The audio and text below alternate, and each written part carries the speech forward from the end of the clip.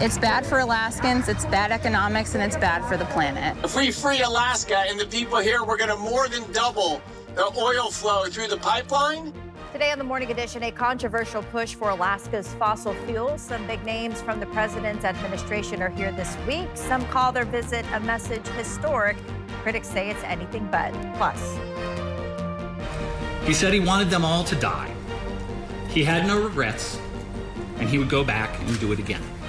details on the deadly flamethrower attack at a Jewish community event in Colorado and what the suspect told investigators about his plans. And later, it is back to Adak as we continue Road Trip in 2025. This morning, a look at the history and the illusions, what's still standing from the past, who's still living there, and the unlikely tour guides who call it home as the Morning Edition starts now. Good morning, everyone. Thanks for waking up with us here on a Tuesday. You were mentioning some winds. I didn't really feel too much on the east side. Yeah, most of those winds that we saw through the night really favored western parts of the city, and that's where we've been seeing those gusts upwards of 40 miles per hour. And we are waking up this morning to continued windy conditions across South Central. Those will remain with us throughout the day. While we are starting off this morning largely on the dry side, we will see a steady return for some rain showers by mid-morning, early afternoon, and that will carry us through the rest of today and into tomorrow, where we'll see a better chance for some rain showers. Those winds, though, gusting up to 30 miles per hour. Those winds through the night actually kept us on the warm side as we managed to stay in the upper 40s and the lower 50s across the Anchorage Bowl. We're at 45 in Kenai. Rain already beginning to arrive across southwestern parts of the Kenai, even out towards Cook Inlet and the Kinnick Arm. We're beginning to see some of that light rain. 41 in Wasilla as well as Palmer, 34 degrees in Eureka, and 43 degrees in Cordova. So areas waking up this morning, not seeing rain showers. You will see that return to some gradual rain later today. The only exception will be areas out towards the Glen Highway, towards the Copper River Basin, where we'll largely stay on the dry side today. Most of the rain favors the Kenai, the Anchorage Bowl, parts of the valley, and through Prince William Sound. So be prepared for increasing rain showers later today across South Central. Those winds will stay with us upwards of about 40 miles per hour. Notice all of this rain out towards southwest Alaska as well. So this wet weather pattern remains with us. Today and tomorrow will be the wettest day that we'll see this week. And then we'll begin to see some drier conditions take hold as the week draws to a close, and we may see some sunshine breaks into the weekend. Rain so far this morning amounting to a few hundredths of an inch to right around 2/10 of an inch out towards Cordova, while inland areas we've largely been on the dry side. But again, we are going to tap into that chance for some rain later today. 2/10 of an inch out towards King Salmon, while Kodiak also approaching 2/10 of an inch of rainfall. In addition to the rain, we've got those winds. Those wind gusts over the last hour have been anywhere from about 20 to 30 miles per hour. But through the remainder of today, we could see some localized wind gusts as high as about 40 miles per hour before those die down overnight into tomorrow. But it still will be breezy into our Wednesday. I'll have more on that in that 7-day forecast coming up. In the middle of energy debate and protest, Senator Dan Sullivan is escorting members of Trump's cabinet across the North Slope, pushing for pipeline development he says is closer than ever. Joe Allgood has this morning's story. The Alaska Sustainable Energy Conference began at the Denina Center here in Anchorage on Monday, amidst some protest from members of the public. Alaska is not for sale. Protesters on the streets of Anchorage, while on the North Slope. This is a very historic moment, and it's historic because we have this incredible group from President Trump's cabinet who we've never had the Secretary of Energy, we've never had the Secretary of Interior, we've never had the EPA administrator visit our state. Emissaries sent to observe oil production and promote further development. Development that some oppose. At the rate that we have been, we're going to run out of fossil fuels and oil and gas eventually. So what do we do? How do we ensure that we are setting up our future generations for the best future and safest environment that we can? It's bad for Alaskans, it's bad economics, and it's bad for the planet. But supporters believe oil and gas are the key to energy and national security. If we free Alaska and the people here, we're going to more than double the oil flow through the pipeline and build the big, beautiful twin, the natural gas pipeline from the North Slope. A controversial project that opponents say would only waste time and money while not focusing far enough down the line. Not that there's no path, because you can take the path of new development of fossil fuels, but there's no path forward with new development projects that leads to healthy and sustainable futures, that leads to a world that we can live in long term, that leads to healthy communities. Ideas for an LNG pipeline have been proposed for decades now, with no real result. But Monday's visitors said it might be closer than previous efforts. President Trump is challenging us. He does not accept that it will take a decade to build an LNG pipeline. For some, it's not distant enough. We have lived in ways that have been sustainable in the past. It's not necessarily that we have to go back to square one, but we can definitely learn from our ancestors and to be able to implement better solutions for our energy. State leaders as well as members of President Trump's cabinet will be arriving for the conference on Tuesday after a recent visit to the North Slope on Monday. Joe Allgood, Alaska's news source.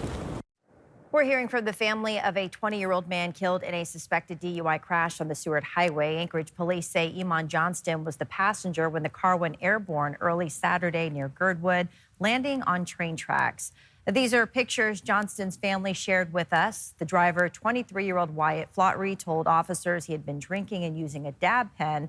Investigators say he looked away just before losing control. Flotry is charged with manslaughter, DUI, and driving without a valid license. A woman was hit and killed Monday morning near Benson Boulevard and C Street in Anchorage. Police say she was taken to the hospital with life-threatening injuries and later died. The driver stayed at the scene and is cooperating with investigators. The woman's identity has not yet been released. And an FBI dive team is scouring Cheney Lake in Anchorage this week, searching for a weapon connected to a 2024 case. A police officer at the scene confirmed to Alaska's news source that the search is part of an ongoing federal investigation. Law enforcement blocked off parts of the park to allow room for the dive operations. Officials expect to be in the area for several days. So far, they haven't released details on the case or the suspect involved. A historic piece of Fairbanks may soon get a much-needed lift. The SS Nenana is on track to receive $500,000 in federal maintenance funds after the Borough Assembly urged Mayor Grier Hopkins to act. Hopkins initially opposed accepting the funds, saying the grant came with too many conditions. But after a 5-3 vote from the Assembly pressing him to move forward or let others take over the site, the mayor reversed course. He submitted a letter of support just in time for the deadline.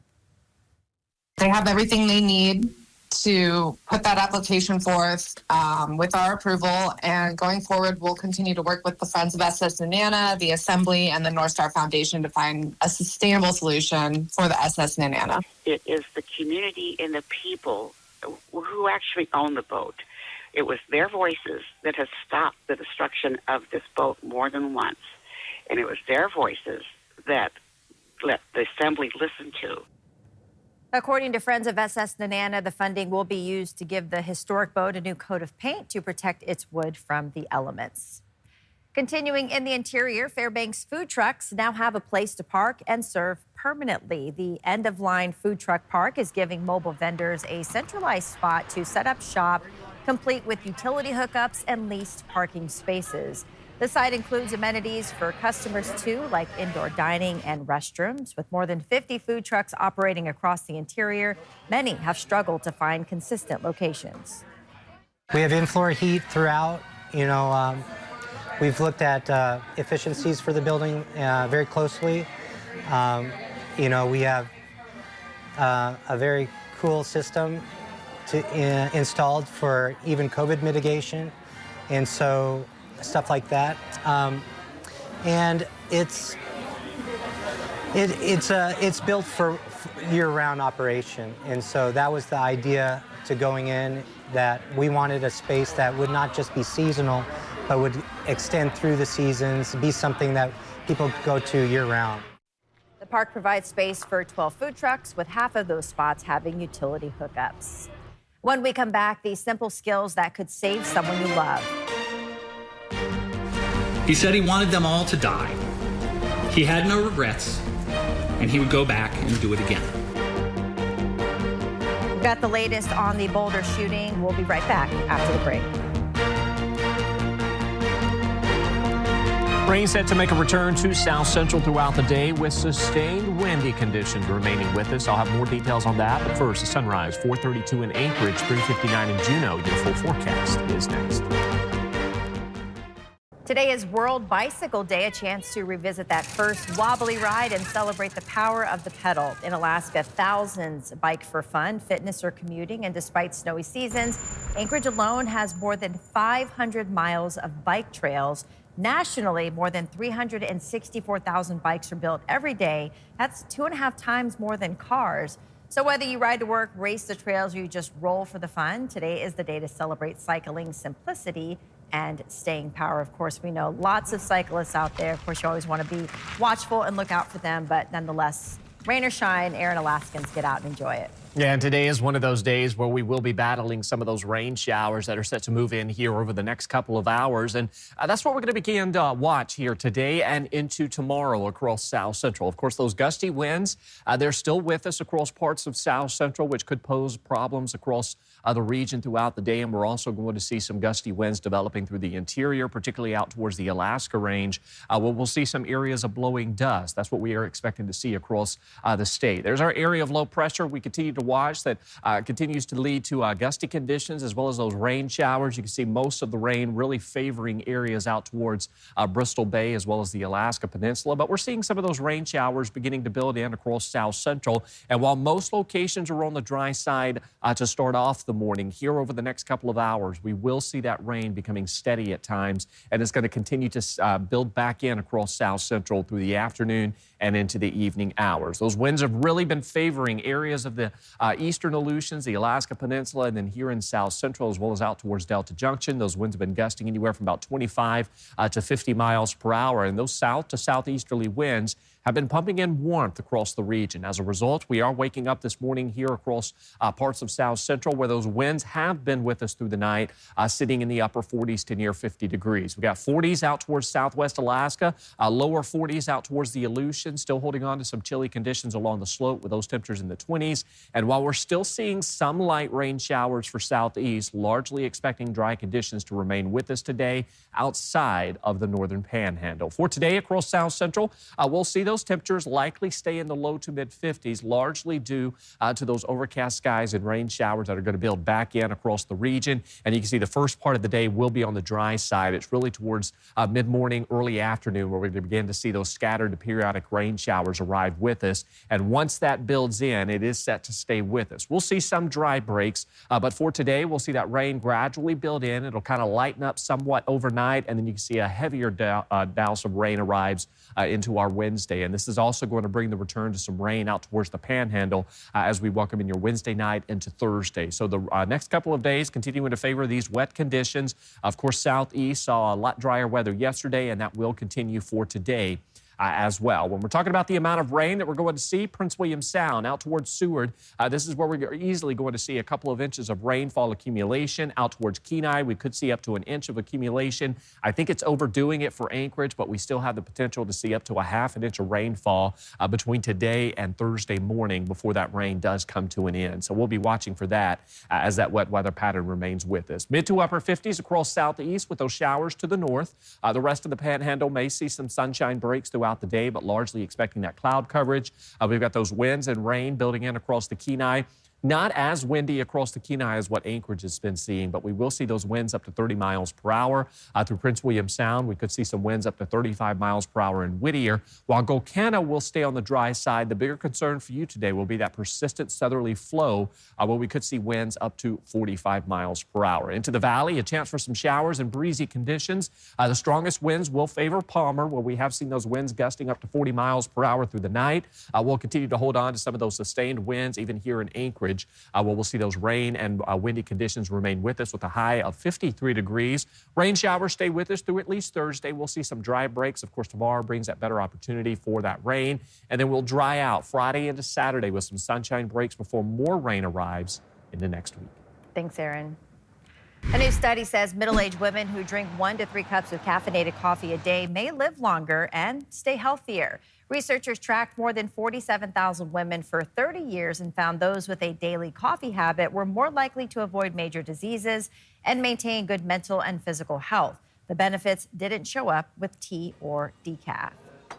June is CPR and AED Awareness Month, and if you don't know how to do CPR, well, now is a good time to learn because you never know when an emergency could happen. There's incredible data that delays in CPR will actually change the outcome quite considerably for a patient. And conversely, if you can intervene within those first few minutes even, the chances of that patient actually having a survival skyrocket. Dr. Ruthman, a cardiologist with the Cleveland Clinic, says it's best to start CPR right away if someone has no pulse or isn't breathing, pushing hard and fast, 100 to 120 compressions per minute. Mouth-to-mouth is not required, and if there's an AED nearby, use it. Shocking someone with an AED is truly the biggest lifesaver that can happen. A lot of people fear this new device that they've never seen, they've never opened up, they've never used. It will do the work for you. It will tell you exactly. All you have to do is just open it up, press on, and listen and follow the instructions. Reports show a majority of cardiac arrests happen at home, which is why doctors emphasize the importance of knowing CPR. Ari Prashar with the Alaska Safety Alliance tells us learning these skills is especially important in rural areas.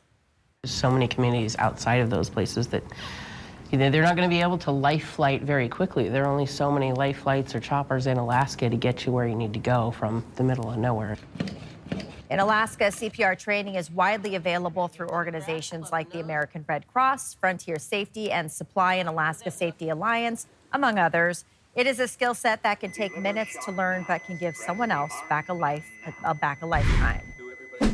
New research is shedding light on how to fight colorectal cancer and even prevent it. One study found regular exercise and a diet rich in leafy greens cut the risk of cancer returning by 28%.